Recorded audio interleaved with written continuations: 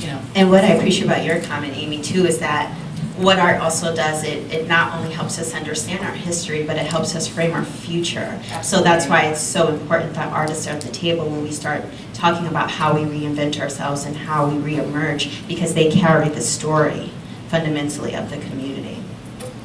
And not just that, but also about how we want to see the community. And I think that's really important as well. How the community sees themselves. Absolutely. Yeah, thank you. I'll just jump in and echo one more thing about the millennial and focusing on the millennial generation, because I've noticed that I've been living downtown for just about 2.5 years, and it's been pretty much across the board that this whole kind of re-energizing and you know, redeveloping of the city as a mission is all focused on the millennial generation, because that's where the future is. And so whether it comes from the auto industry trying to figure out how to attract millennials to work at GM or Ford because they've gotten you know bored with what they think of GM corporate culture, or if it's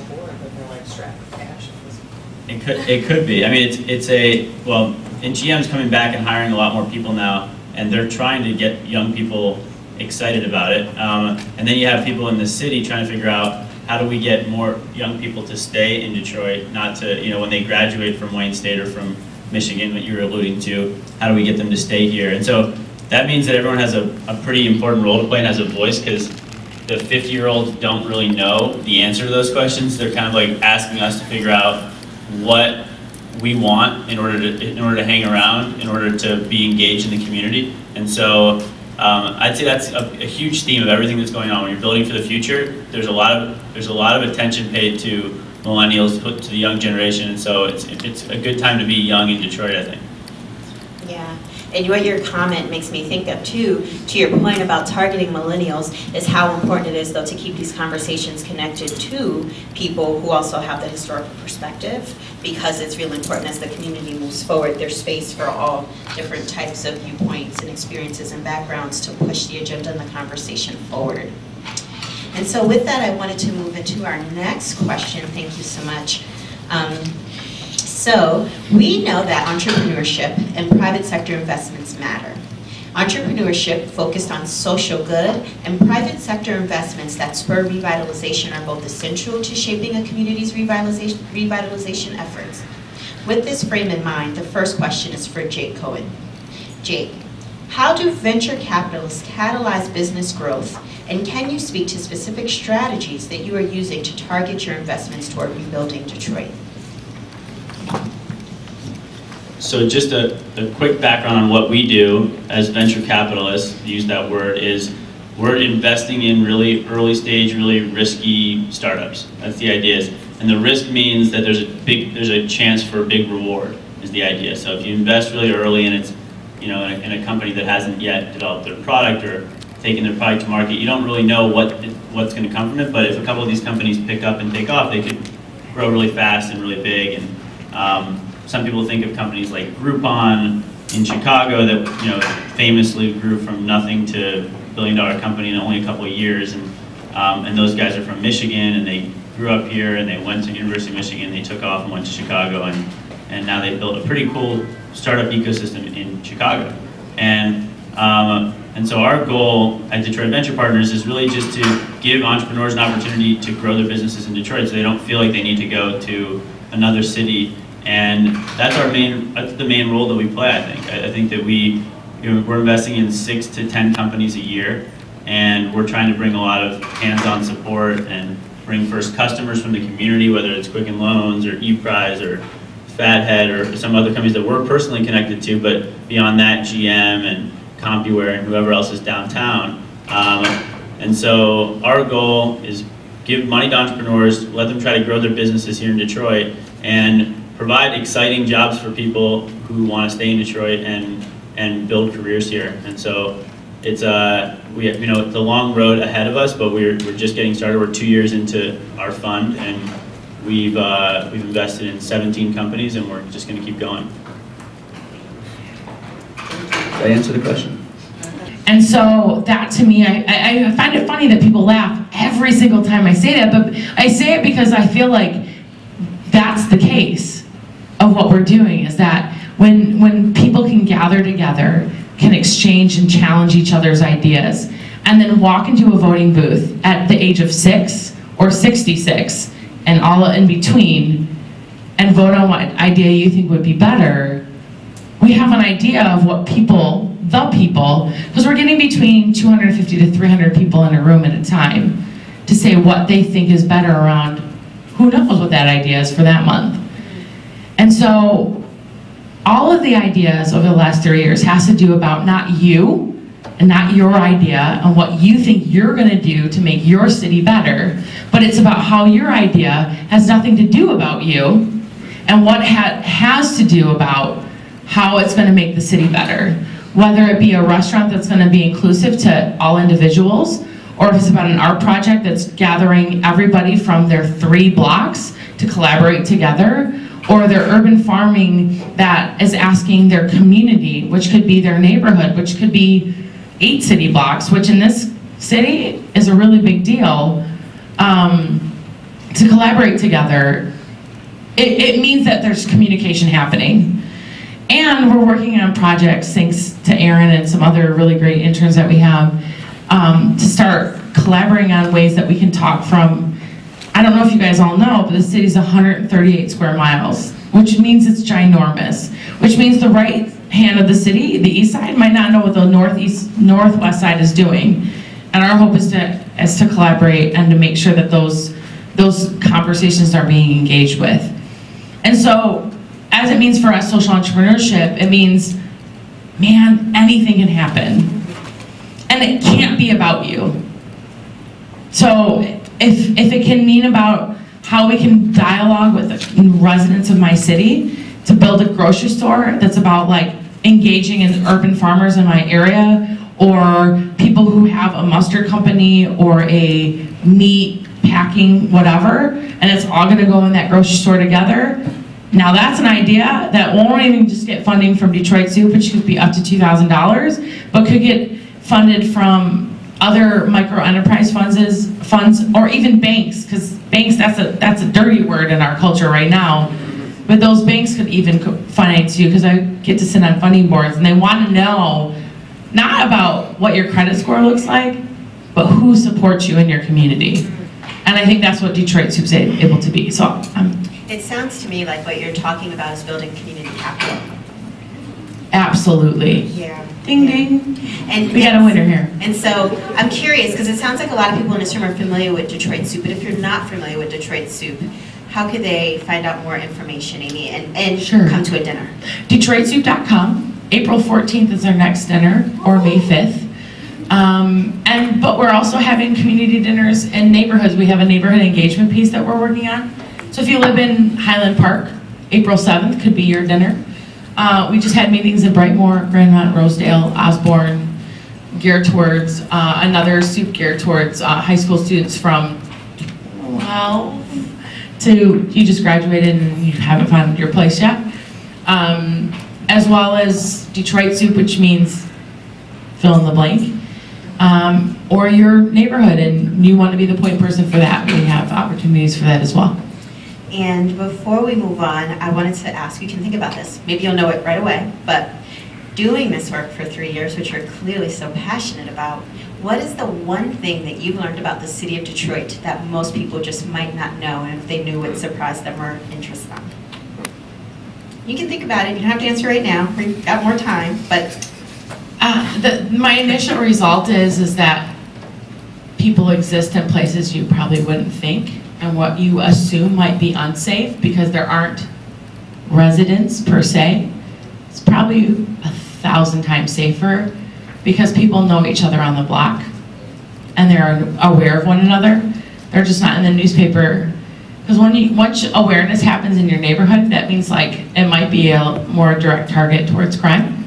And so if you just live in neighborhoods and you make friends, wow, you can be a huge impact towards community reinvestment. Thank you. And did any of the panelists care to respond to either Jake or Amy's comments before we move on? I would just jump into Amy's point, you know, these little known facts, which I think is awesome. I live in Boston, even though I grew up here, but, you know, one of the little known facts is that 20. We can't hear you. You can, who can't hear me? I can't hear you. Okay, so one of those, let's not worry about the microphone. So one of those little known facts is that 20 of the Fortune 500 companies are in Greater Detroit, right? And so as we think about Detroit as this economically impoverished area, right, it's just not the case. It's just not the case. It's about the connectivity of the greater economic system. So that's just my little fun fact. Thank you. You good? Okay, all right. The next question. All right. So we know that, thank you so much, Amy and Jay, for those answers. We know that community revitalization is complex and multifaceted. In addition to social entrepreneurship and private sector investments, the work of venture partners and Detroit Soup, we also know that developing the workforce in a way that strategically aligns with industry and the local jobs of the future matters. Given the summit's focus on college and career pathways, we know workforce development that is integrated with post-secondary education builds a stronger economy.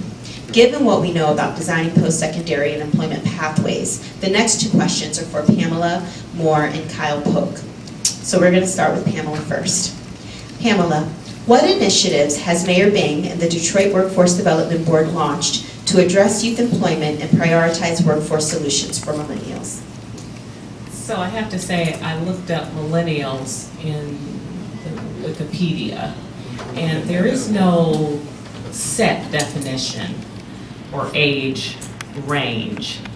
But I'm assuming we're talking about 20-year-olds and those, oh no, I'm really not.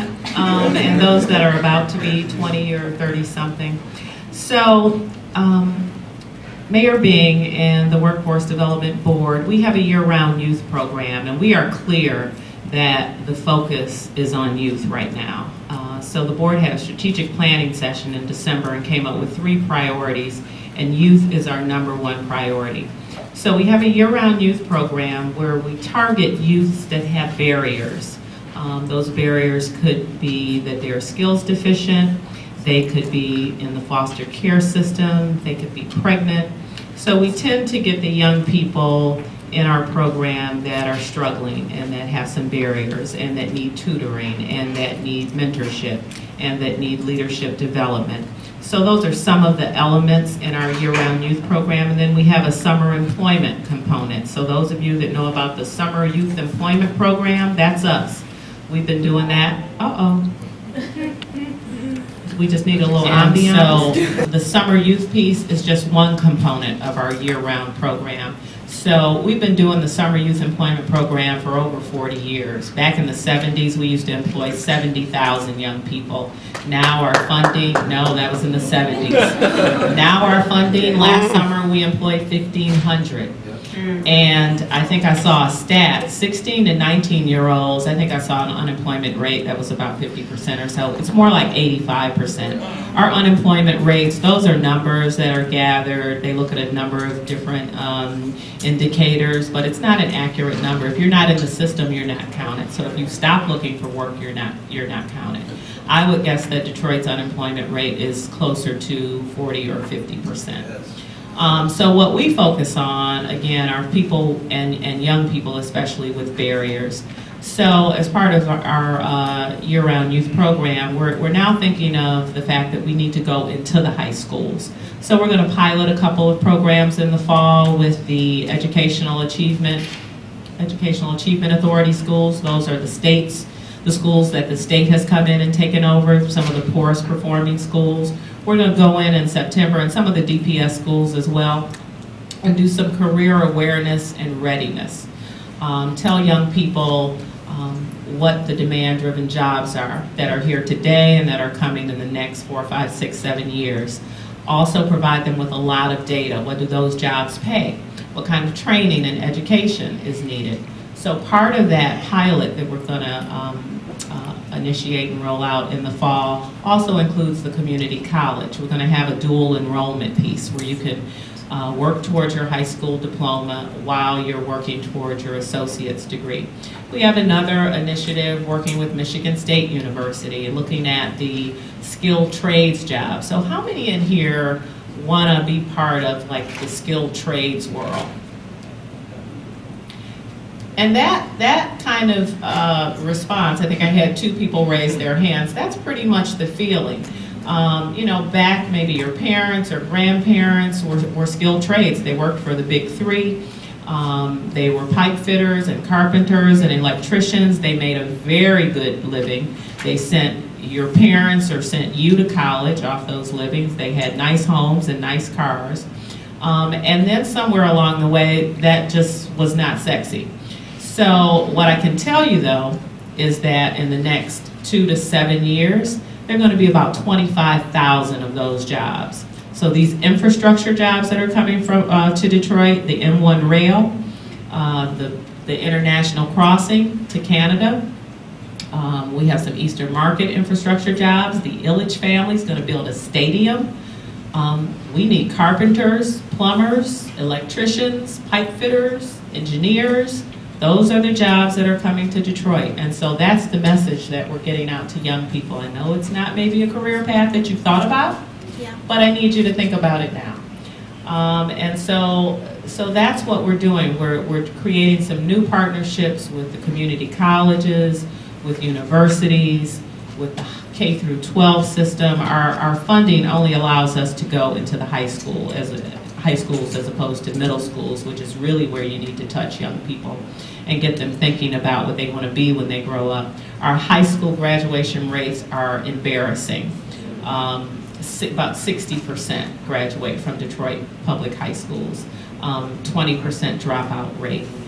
Community colleges do not have great graduation rates. So we've got to focus on young people, get the information and data and resources and training to young people, and empower you with the information about jobs that are here, that are coming, so that we can retain our talent coming out of our colleges. You know, you get your degree and then you move.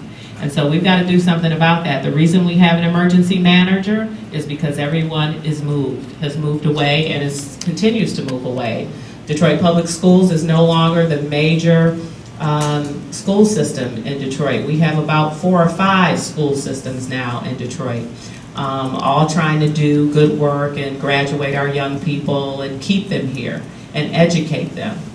So we have a lot of work to do, but again, I think we're focused in the right place, in the right places, and that's on people your age and how do we keep you here.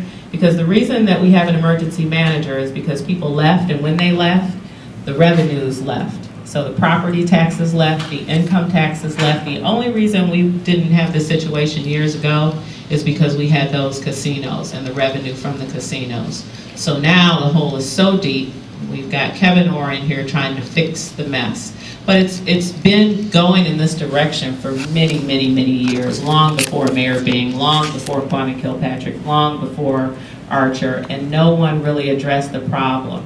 And so now we have to make some really drastic, draconian kinds of decisions and cuts to get us back on the path that we should be on. But thanks to businesses that are moving downtown, Mr. Gilbert, who is just like transforming downtown, employing Detroiters, we're definitely headed in the right direction.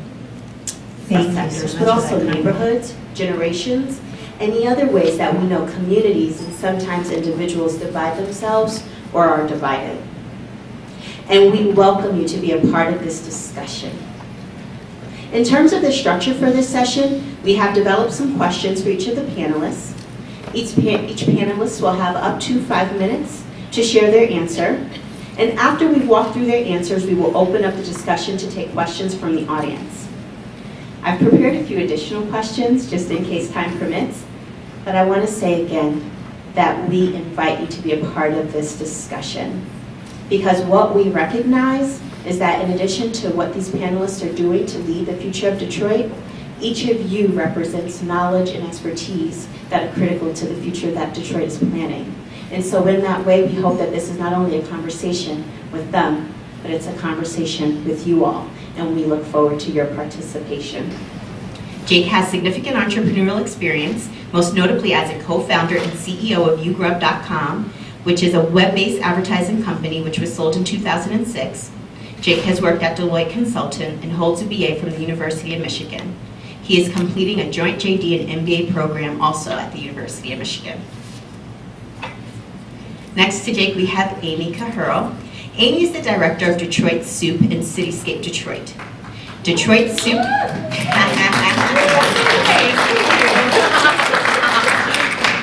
Give it up for Amy. Thank you, thank you, thank you. Detroit Soup is a micro-granting dinner that celebrates creative projects in the city and has helped Detroiters give back to Detroiters more than $27,000 to the arts, social justice causes, social entrepreneurs, education, technology, and urban agriculture. Amy and Soup have recently been featured in O Magazine, the cover of Sunday Detroit Free Press, the New York Times, NPR, Fast Company, Dwell Magazine, and American Prospect. Amy holds, yes, very impressive. Amy holds an MA in theology from Fuller Theological Seminary. And to Amy's left, we have Pamela Moore. Pamela Moore is the president and CEO of Detroit Employment Solutions, Inc. DESC is the new administrative and fiscal agent that oversees workforce programs for the city of Detroit. DESC was appointed by Mayor Dave Bing and the Detroit Workforce Development Board. DESC is a designated Michigan Works agency and supplies demand-driven workforce and economic development solutions and services to individuals and companies seeking employment. Pamela formerly served as the director of the city's Workforce Development Department and is credited with restoring programmatic and fiscal integrity, as well as improving performance outcomes within 18 months of her appointment. Pamela holds a Bachelor's of Science degree in Finance and an MBA from Wayne State University.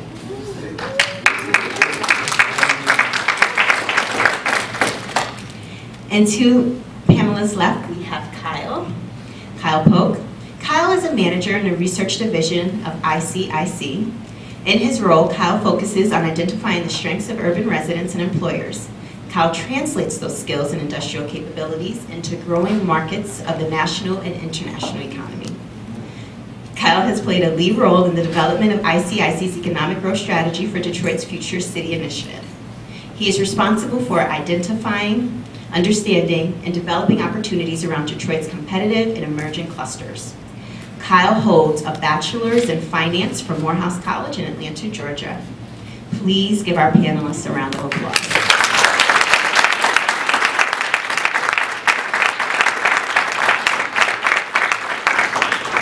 All right, so now we're going to jump into the discussion. This first question is open to everyone. And what we wanted to do was, we wanted to start really broad with our questions and then begin to narrow into discuss the specific industries that each of these panelists represent. So again, this question is open to anyone on the panel who would like to answer it and is intended to highlight how across sectors Detroit is making an impact. So, as a city that has recently and will continue to experience shifts in economics and demographics, how have the public and private sectors responded to these shifts? Can you speak to the innovative strategies that are being used to make Detroit a better place to live, work, and play? I'll take a stab. So, is this on? Is this on? Acapella? Yeah. Hello? Hello? It's acapella time. Can you hear me? Yeah. There you go. Thanks, Amber. So Detroit, I'm a native Detroiter. I'm DPS. I've been here all my life. I still live in Detroit, so I've seen the change over the last 40, 50 years. I just told my age. And so it has not been a good change. But what I can say, as of late, we've realized that we can no longer do business how we've done it in the past because of all of the changes and the population loss that between 2000 and 2010, we lost almost 800,000 people across the state. The automotive industry pretty much went belly up, and many of our jobs were connected to that industry, and I don't think we ever had a plan B. I don't think we ever thought Chrysler, GM, and Ford would be in trouble.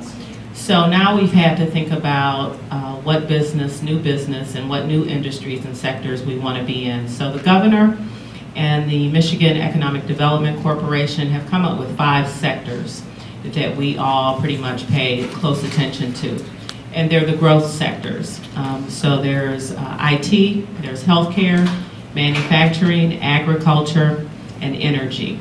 And so that's where we focus our resources, because public resources, and so in answer to your question, I am appointed in some sense by Mayor Bing. He appoints my board, and the board selects me as the president and CEO. But federal dollars that have paid for the workforce programs in the city of Detroit are quickly disappearing.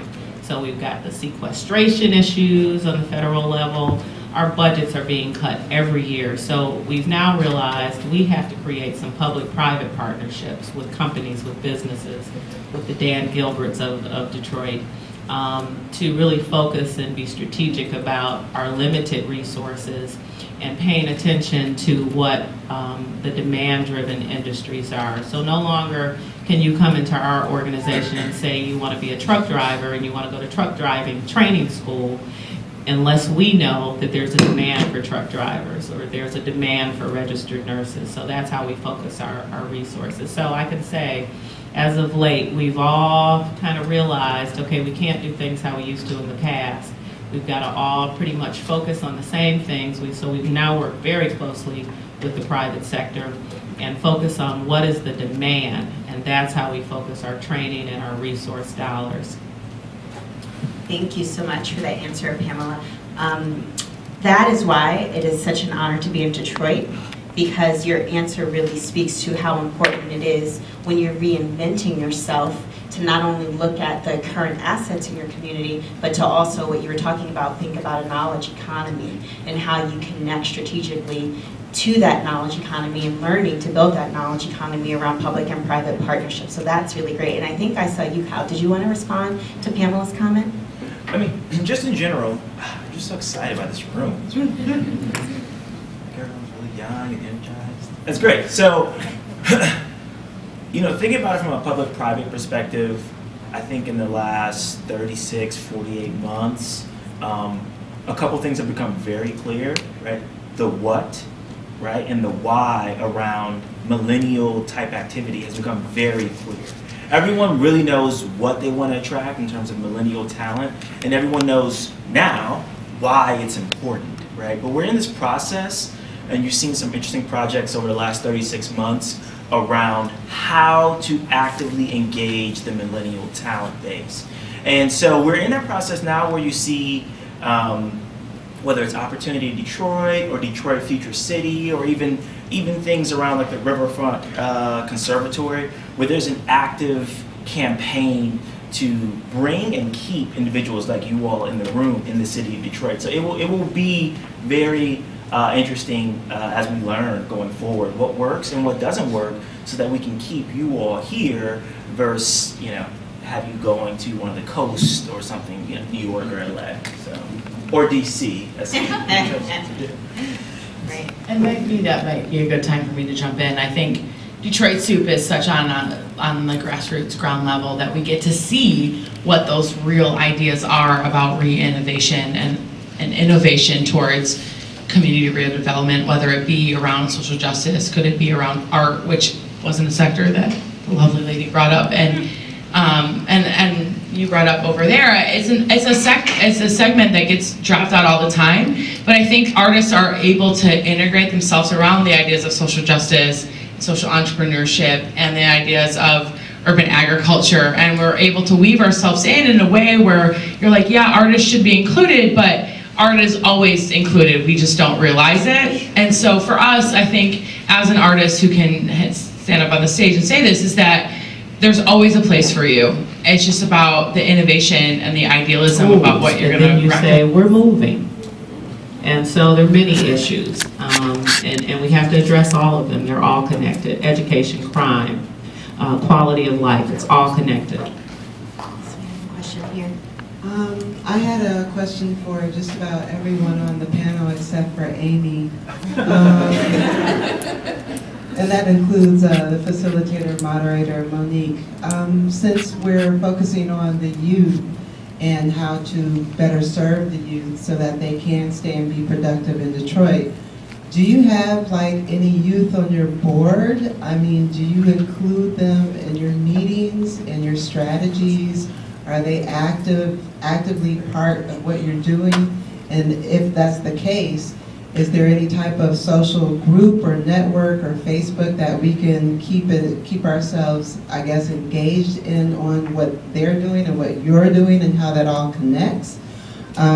Because I find that a lot of different meetings that go on, there's nobody in the room that's under 45. And they're making all the decisions, but they want us to stay, and they want us to work here, and they want us to be happy, but they have no clue what we really want to do. And when there was a question of, you know, who wants to go into skilled trades, nobody wants to go into skilled trades. I mean, of course, there are some people that want to, but most people want to go into more technological or financial or educational or business type industries so that they can make money.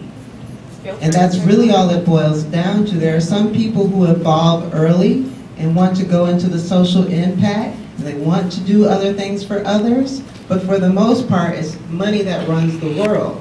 So I mean, if you don't have money to do these things, and you have to get education to do it, I mean, it's a cycle that's endless here. If you don't have those types of, you're not doing coding in school in high school or middle school in DPS, you're not doing any type of app development, and there are schools with computer labs, but there's no teachers to teach it. So I'm going to have to, because I think you've laid it out, and it is a really great, really important question. I'm going to field it because I know that there's at least one other person that also needs to ask a question before we wrap up. And what I want to tell you is that in the work that we're doing, which to this young lady in the back's comment is about, so my work specifically is about rebuilding pathways to education and employment for youth that have traditionally been disconnected. And our advisors, our core advisors of the work are from the National Council of Young Leaders. So if you Google this phrase, National Council of Young Leaders, it's a group of young people. They are all between the ages of about 14 to maybe as old as 30. And they are from Youth Build USA, they are from Public Allies, they all had AmeriCorps awards, but they are advisors to us in our work, and they have been established so that they can help lead and set the agenda for what the future should look like in regard to education and employment. And when I tell you we rely on them for everything, we put together an RFP to give over $7 million out to communities across the country, and they helped us identify those communities. They are on our board and sit with our board members to help us design the programmatic side of our work. When we are doing our technical assistance, they go out into the communities with us to talk to your point, the people who are 45 and older, about what this should look like based on what young people need. So they have been critical to the work that we're doing. And I think this young lady over here had a question. I want to make sure you ask it before we wrap up. Thank you. I'm Tamika. I'm from A Way Out. I'm Michigan State alumni, New York Film Academy. And I moved back here from LA too, so Amy, I feel your pain. My question was, you mentioned earlier when they graduate from college, they leave the state, and I am one of those. When I graduated, it wasn't a careers offer.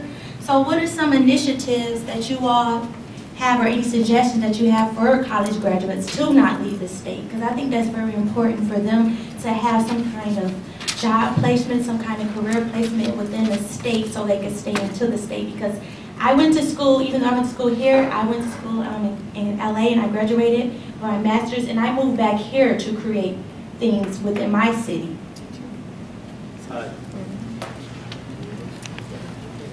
I'll just say two quick things. I'll pass the mic because I'm sure there's a lot of different things. There's a big initiative for internships downtown.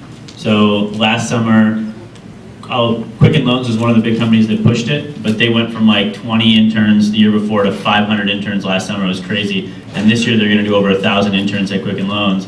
And the purpose is just to get college kids oriented with the companies downtown. And they're trying to push for 10,000 interns across all the Detroit companies downtown. So that's a huge step, because then they end up hiring a lot of those people full-time going forward, because you get to know them. You know, it's the best extended job interview ever. You both understand what each other are about, and by the end of it, you figure out if you want to hang out with each other for a few more years. So that's one thing. Pointed directed a few resources for corporate staff, and in 2009, she became Human Resources Director for Global Sales and Marketing. Howell has a Bachelor of Arts in Labor Relations from Michigan State University and a Master of Arts in Industrial Relations from Wayne State University. She lives in Clarksville, Michigan with her husband Kevin and 2 teenage sons. As a cancer survivor, Howell has a keen interest in supporting others affected by breast cancer and in promoting greater research into its causes and potential cures. She also is active as a volunteer in the Big Brothers Big Sisters program in Detroit, a member of the board of directors for the Judson Center in Royal Oak, Michigan, and on the program committee for Inform Michigan. Everybody, put your hands together for Melissa Howell.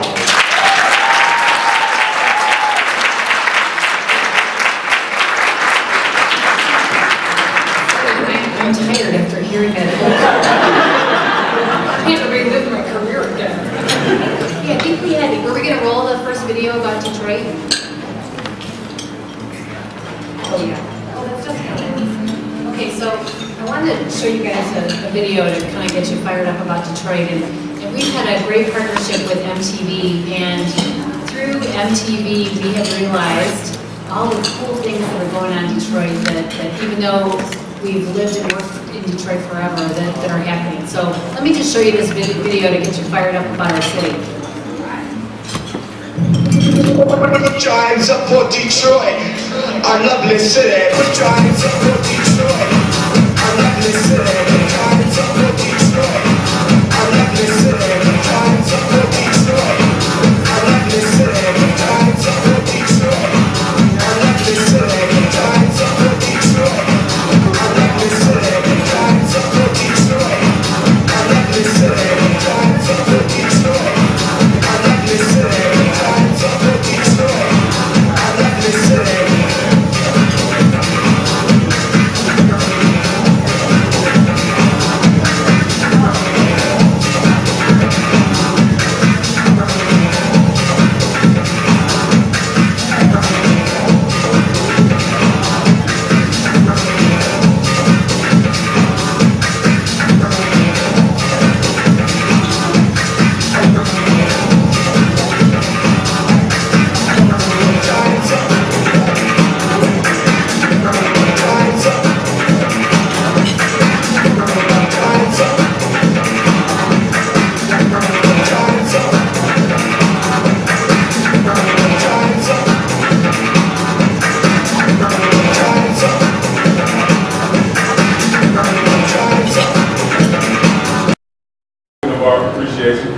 Y'all can give her one more hand.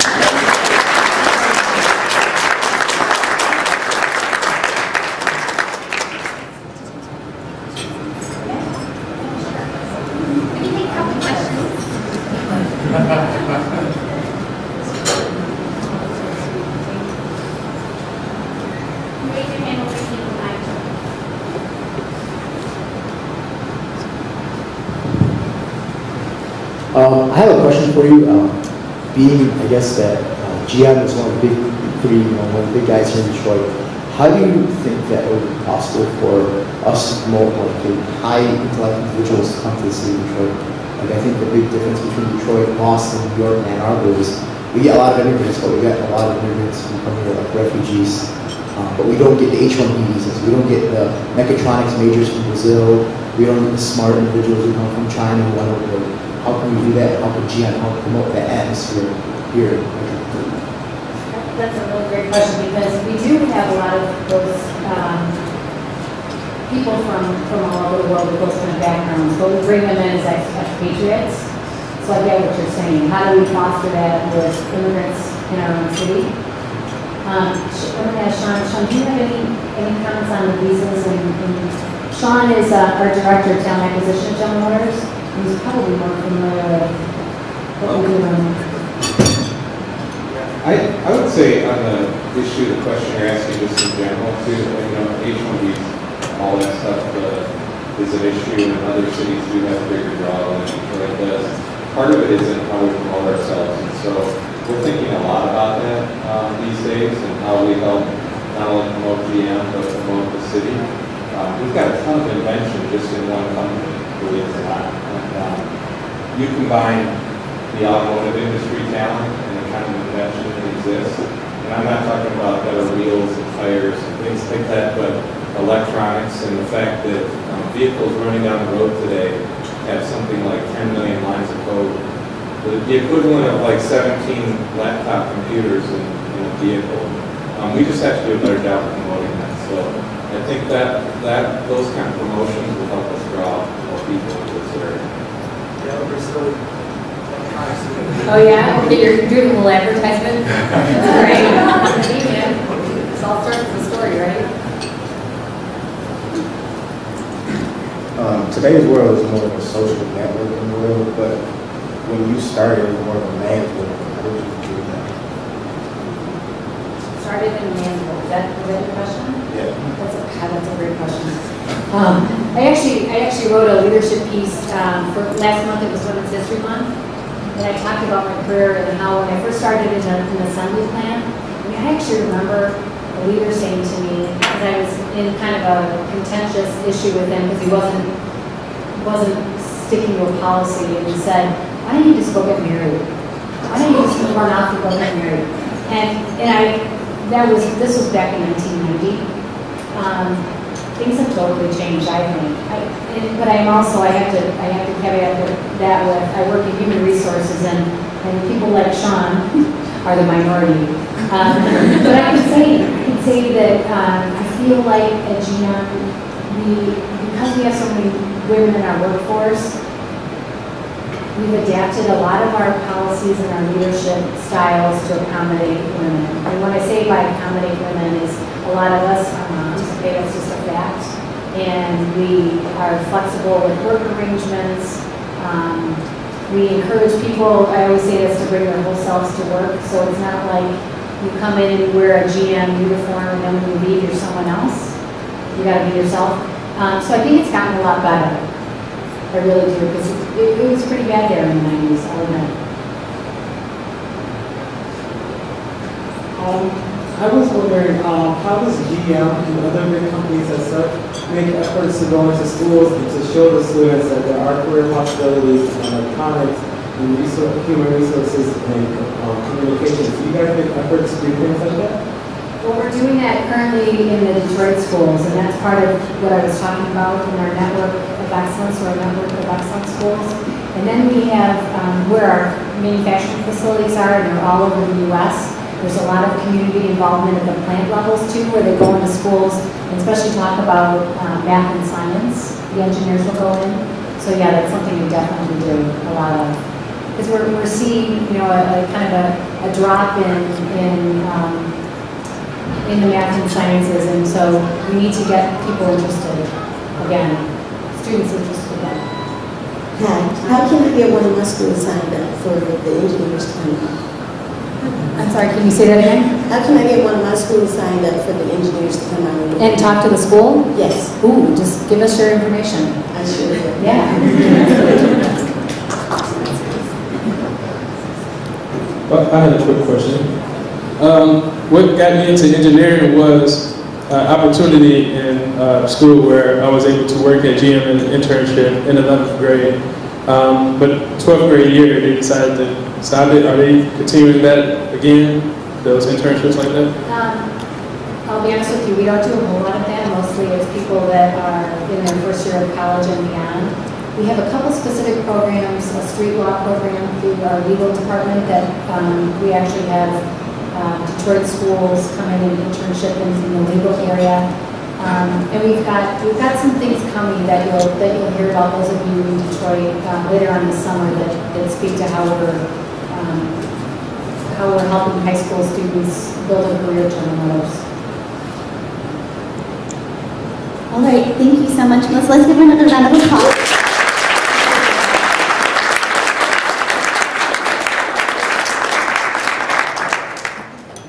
I hope everyone enjoyed dinner, yes?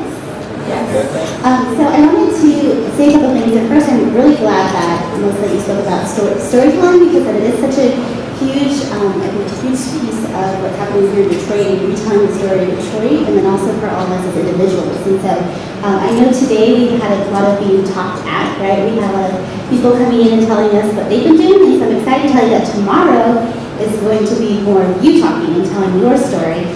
Really want you to come prepared with your ideas, to be thinking about all of the work that you're doing on your campuses and in your communities and your schools. So because tomorrow's going to be all about you. So be prepared for lots of dialogue and lots of conversations. So before we wrap up tonight, I want to say thank you to a couple folks. And I'm sure if you've been in conferences before, you hear a big list of partners and sponsors. And so, but when I say thank you to these people, I really genuinely mean thank you, because our work at Mobilize would really not be possible without them. And so I hope you'll join me in giving them a applause. First, we'd like to thank the John S. and James O. Knight Foundation for their support. The Marjorie S. Fisher Fund of the Community Foundation for Southeast Michigan. The Mobilize Foundation for Education. Big special thank you to Viacom and Viacom Community, who made it possible for many of our speakers, including Melissa, to join us today. So with that, we are done for the evening. One last note, for those of you that spoke with Jay earlier about working as a facilitator tomorrow, a dual facilitator, we're going to be meeting at 8:30 in the ballroom. So please come at 8:30, and we're going to have a little powwow about facilitating for the day. If you don't know what I'm talking about, don't worry about it. All right, have a good night.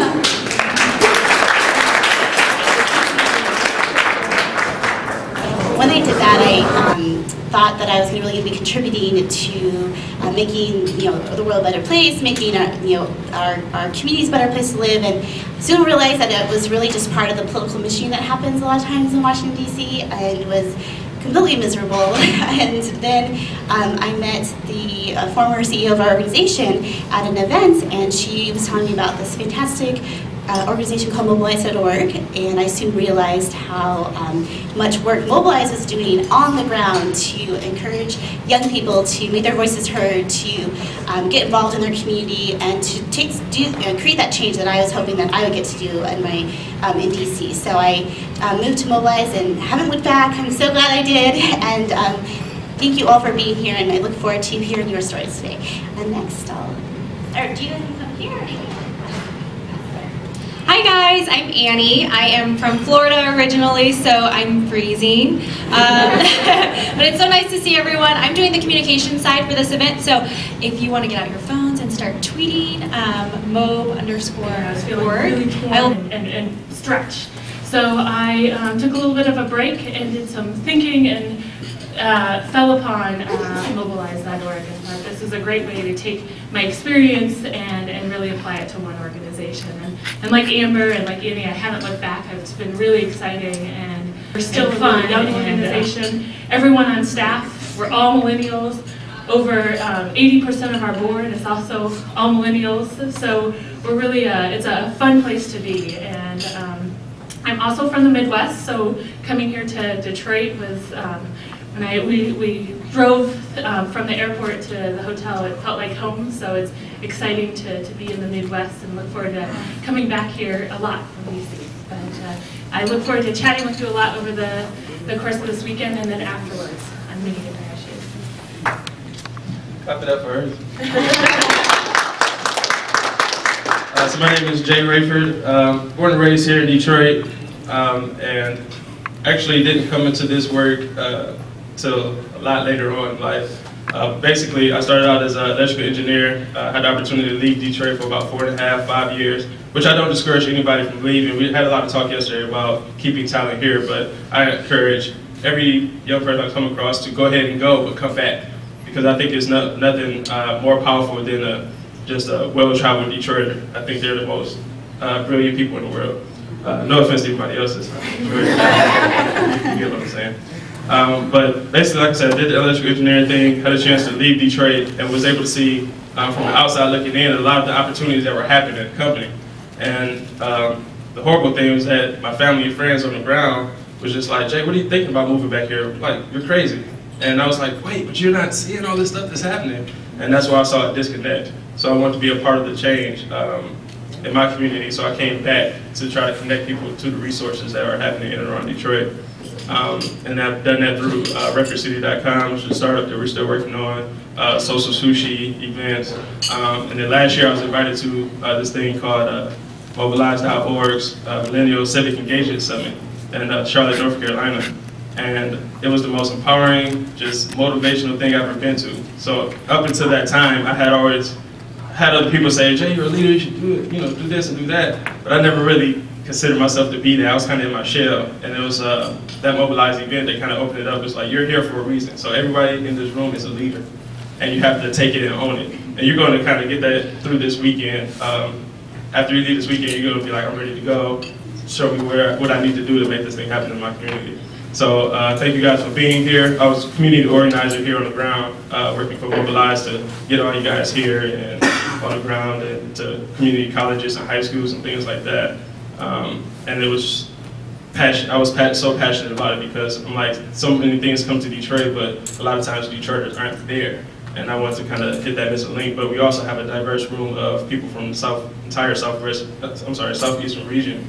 And I think that is going to there's going to be some monumental things that come out of here today. So thank you. All right, Jay.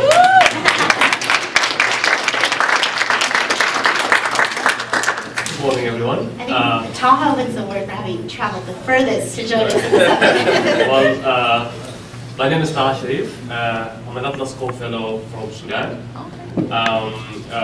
For those of you who do not know, Atlas is the reverse of American Peace Corps, where actually volunteers around the world come and serve in the United States.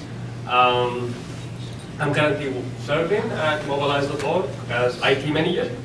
Back home, I co-founded 2 NGOs, Youth Empowerment, same as Mobilize, and I'm really happy to be here with you.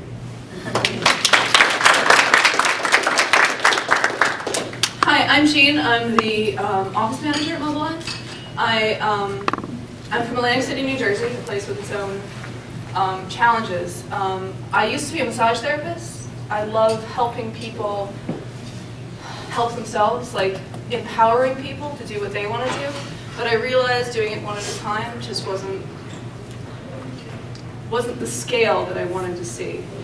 So I went back to school, I went back to Atlantic City, and I saw so many youth organizations really changing the face of that city. So I was really, really so happy when I got an internship with Mobilize.org because they're doing it across the country. We're doing it across the country. So I'm so happy that I've been able to stay with the organization and grow with the organization, and now that I'm able to be here with you guys, because you guys are the reason for everything. You guys inspire me so much. So thank you all for being here and doing what you do. You guys are amazing.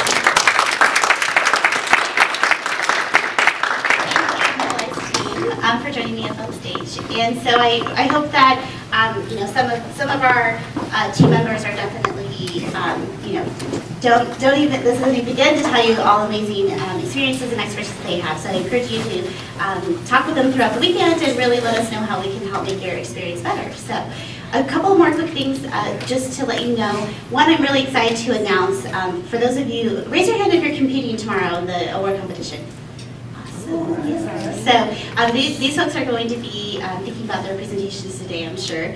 I wanted to remind you that we're also doing your filming tonight for the Viewer's Choice Award. And so if you don't know what I'm talking about, please come see me in the break because I want to make sure that you're prepared for doing that.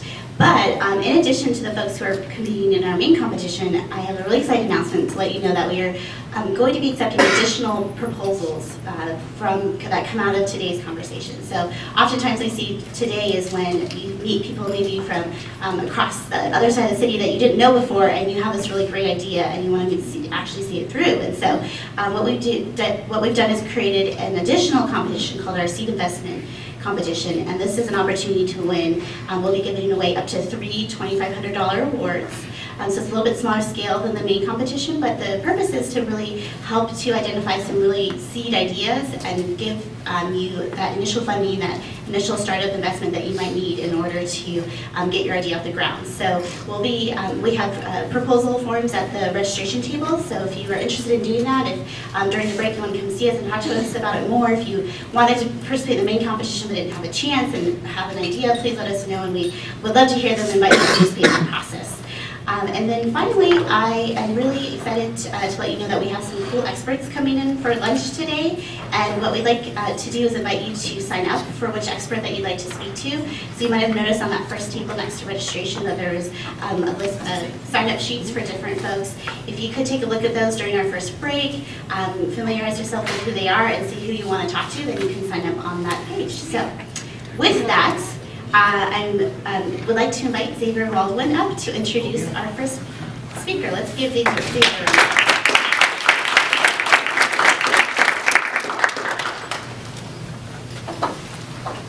Good morning. Good morning. Good morning. Okay, I'm gonna get some more energy out of y'all. Good morning. Good morning. Good morning. All right. Go Wayne State. Wayne State.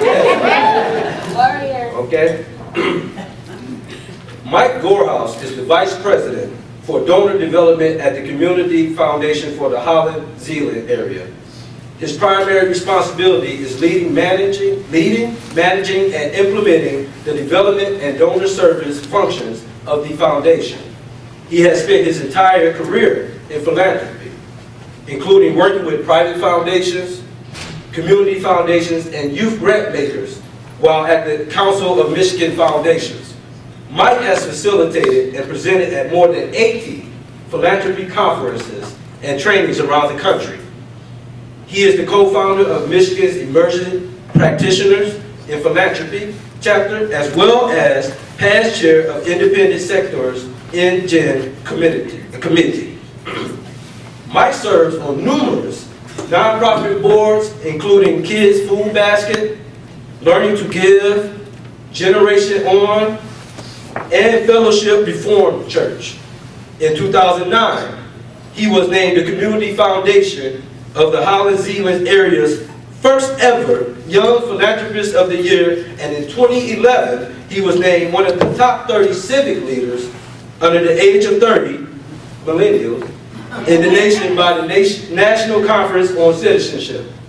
Mike holds a Master's of Public Administration, Nonprofit Management from Grand Valley State University, as well as a bachelor's degree in secondary education from Calvin College.